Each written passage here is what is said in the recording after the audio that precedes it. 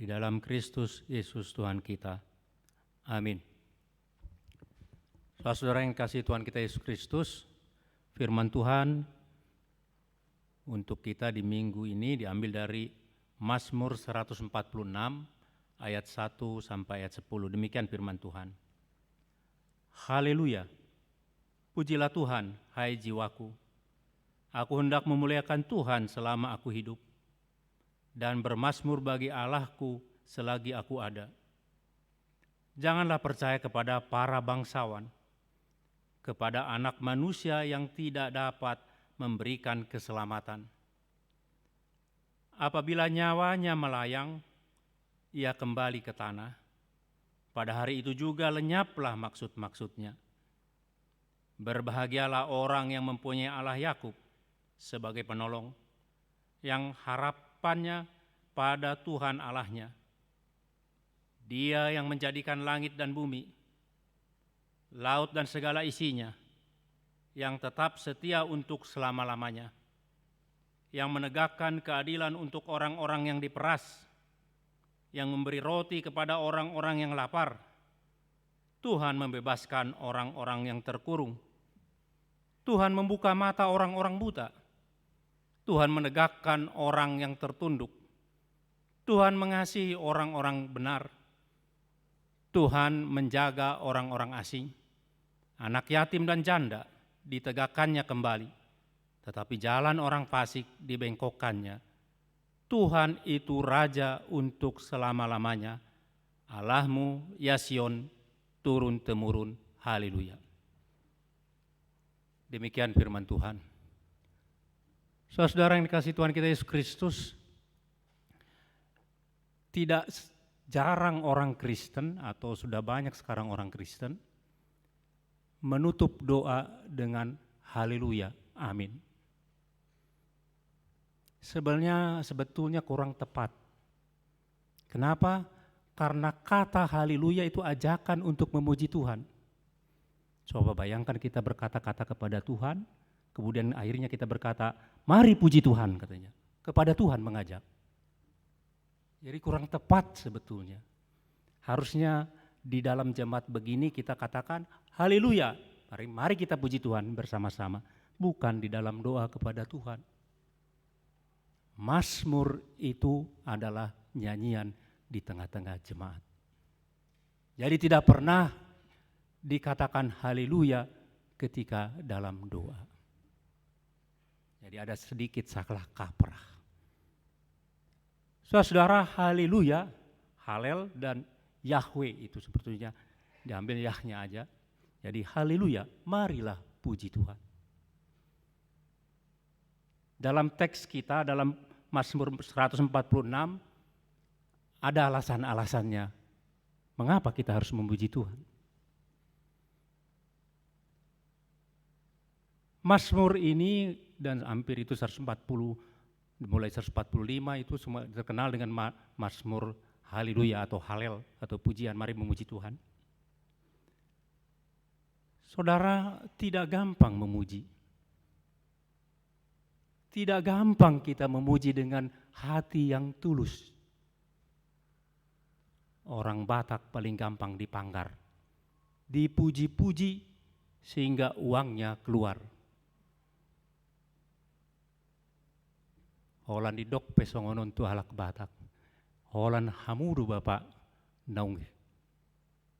Mulus wadok kamu sehingga duhuriaun. Pitor keluar do hepeng nai. Peter keluar do. Memuji dengan maksud mau menarik uang dari kantongnya. Tidak tulus. Kalau kita diundang oleh teman, contohnya saya seperti laki-laki, kepada pesta perkawinannya, kemudian kita lihat istrinya itu cantik, dan kita mengatakan selamat ya, pada dalam hati belum tentu, kenapa anak ini bisa dapat perempuan begitu cantik padahal lebih tampan saya. Sulit untuk memuji dengan tulus di dalam dari hati kita. Pujian-pujian kita kepada sesama juga. Coba perhatikan saudara-saudara. Kita ketemu sudah lama, maka kita katakan memuji teman kita, songon dalam poso nih. Mana mungkin kita bisa lamposo? Tidak bisa, lama tua. Tapi kita senang dipuji dengan lamposo. Songonau namarniang noeng mulai dokonamu, songon namarniang hacit dorohaku. Mok-mok madohonon muna, lamar mok-mok na lasparoha. Sulit untuk memuji dengan jujur terhadap sesama, apalagi terhadap Tuhan. Tidak gampang memuji Tuhan. Belum tentu suara kita dalam nyanyian-nyanyian yang merdu, tapi hati kita betul-betul memuji Tuhan. Belum tentu. Karena memuji itu berarti mengakui bahwa yang dia puji itu lebih dari dirinya sendiri. Saya tidak bisa memuji orang, kau pintar padahal lebih bodoh dari saya. Hanya seorang ibu yang gitu. Kalau ibu anaknya sebodoh apapun dia bilang pintar. Kalau ibu anaknya sejelek apapun bilang ini cakep sekali katanya. Karena cintanya. Jadi sebelum ada pengakuan dari diri kita terhadap orang yang kita puji, bahasa Batak na palecem di. Bahasa basi. Hanya untuk menyenangkan orang itu. Karena tidak enak nanti perasaannya. Jadi kalau saudara mau memuji Tuhan, tanpa mengenal Tuhan, tanpa mengakui Tuhan, lebih dari diri kita sendiri, maka tanpa itu maka pujian kita itu si palecem tu Tuhan. Lihat saja saudara-saudara, doa-doa kita itu kadang-kadang dimulai dengan pujian karena begitulah polanya. Yang diajarkan oleh si tua dulu, yang diajarkan oleh guru huria dulu, yang diajarkan oleh orang tua kita dulu, kalau berdoa itu puji-pujian ke Tuhan. Tetapi apakah kita betul-betul memuji Tuhan?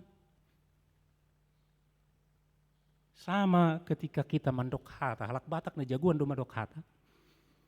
Parjulu sahali, tak puji matu hata, toho do dipuji tu hata. Kan begitu. Jadi memuji Tuhan, mengakui bahwa Tuhan lebih jauh di atas diri kita. Kualitas karakternya dan semua lebih dari kita. Memuji sesama kita itu mengakui bahwa dia lebih dari kita. Maka ke Tuhan juga gitu. Itu yang pertama saudara-saudara. Jadi jangan asal keluar dari mulut kita pujian kepada Tuhan, tetapi hati kita tidak memuji Tuhan. Tetapi hati kita berkata, hidup saya ini karena diri saya sendiri. Kalau kita lakukan demikian, si palecem kita jago berbahasa basi. Yang kedua saudara-saudara, di ayat 2 dia berkata, aku hendak memuliakan Tuhan selama hidup. Selama aku hidup dan bermasyhur bagi Allah, Allahku selagi aku ada. Jadi dia berbicara kepada diri sendiri. Tetapi di akhirnya dia berbicara kepada jemaat. Di ayat 10. Dia mula di ayat 2 berbicara kepada diri sendiri, tetapi di akhirnya dia berbicara kepada jemaat.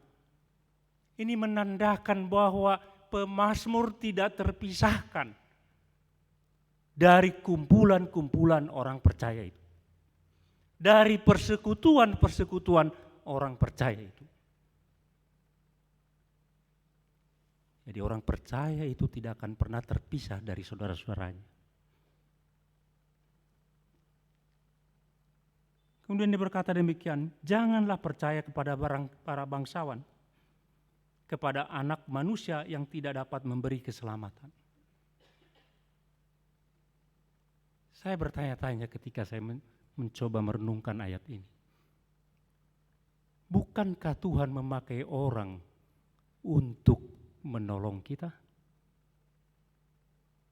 Kan begitu. Kan tidak langsung Tuhan menolong dari surga sana, langsung menolong kita, tidak. Dia selalu memakai orang. Perjanjian lama dia memakai nabi-nabi untuk mengingatkan. Pasti Tuhan juga memakai orang, tetapi kenapa dia berkata di sini, janganlah percaya kepada para bangsawan. Kenapa dia berkata demikian? Saudara, ternyata para bangsawan atau bangsawan katanya dalam bahasa Ibraninya adalah nedibim, para bangsawan. Apa itu nedibim? Yaitu manusia yang hidupnya, kekuatannya tidak berasal dari Tuhan. Jangan percaya kepada orang itu. Yang kualitas moralnya tidak sesuai dengan yang Tuhan inginkan. Jangan percaya kepada orang itu. Karena kalau jangan percaya kepada manusia, saudara juga kan tidak percaya kepada saya. Kan begitu. Tetapi dalam kata aslinya sekali lagi, nedibim itu adalah para bangsawan, para orang itu adalah orang yang kekuatannya tidak ada berasal dari Tuhan. Dia tidak mengandalkan itu. Maka jangan percaya kepada itu. Kenapa? Katanya ayat 4, apabila nyawanya melayang ia kembali ke tanah. Bahasa aslinya enak sekali. Manusia pertama itu Adam, tanah itu Adama. Jadi permainan kata-kata. Manusia itu kembali ke tanah karena berasal dari tanah. Maka ketika dia kembali dari tanah, maka semua maksud-maksud rencananya hilanglah sudah. Di bagian lain di Mazmur dia berkata, hidup manusia itu bagaikan bunga atau bagaikan daun yang bunga yang kelihatan pagi-pagi, malam hari hilang. Rapuh sekali manusia ini. Itu sebabnya dia diciptakan dari debu tanah. Seperti walak Batak dekon hudon. Tahu hudon? Belanga. Bejana tanah liat. Bejana tanah liat itu gampang pecah. Dia harus hati-hati dijaga. Manusia juga gampang pecah. Gampang hancur. Untuk apa kita mempercayai kepada orang-orang yang tidak dipakai Tuhan? Mereka hancur. Gampang hancur. Gampang pecah. Maka setelah itu hilang maksud-maksudnya. Saudara yang dikasihi Tuhan kita Yesus Kristus, kemudian di ayat 5 dikatakan berbahagialah orang yang mempunyai Allah Yakub yang sebagai penolong, yang harapannya kepada Tuhan Allah. Kemudian setelah itu alasan-alasan. Di ayat 7 alasannya yang menegakkan keadilan. Di ayat 6b yang menciptakan langit dan bumi, yang setia. Terus banyak alasan-alasannya ke bawah.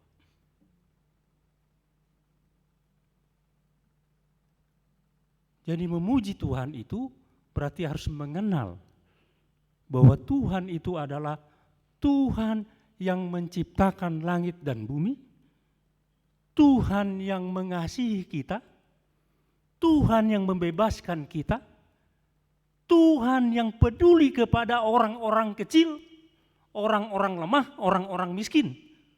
Karena daftarnya di situ orang-orang yang lemah, orang buta, orang yatim piatu, orang asing, janda itu orang-orang lemah. Dengan mengenal ini, kita akan tahu dengan benar memuji Tuhan. Nah, saudara-saudara, sekarang apa persoalannya? Setelah kita kenal ini, maka di hidupnya akan berubah. Orang yang mengenal Tuhan, yang melakukan hal-hal tadi itu di atas, yang menciptakan langit dan bumi, yang tetap setia, yang membebaskan orang-orang miskin, yang memberi penglihatan kepada orang buta dan seterusnya, maka hidupnya pasti optimis. Itu pengaruhnya. Jadi salah satu bentuk memuji Tuhan, hidupnya adalah optimis. Dia tidak mudah diombang-ambing oleh keadaan hidupnya di dunia ini.